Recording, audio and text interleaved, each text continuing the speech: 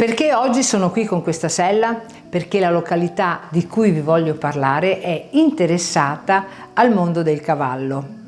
È una cittadina che affascina tutti coloro che la visita, è una cittadina che coinvolge il turista che arriva e si ritrova di fronte la cinta muraria di Montagnana, uno dei borghi riconosciuti a livello italiano.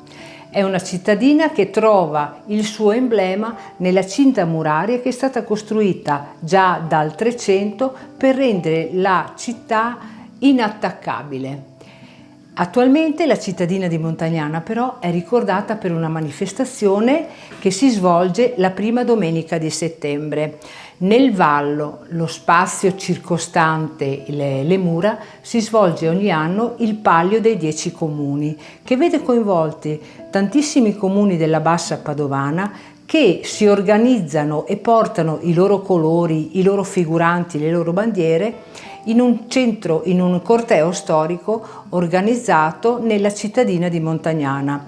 Il corteo storico che passava davanti alla casa del Podestà e che culmina poi nel pomeriggio durante la manifestazione con una corsa dei cavalli. La corsa a cavalli che vede impegnati tutti i comuni del Montagnanese e che avranno come premio un drappo rosso, il gallo e un melone.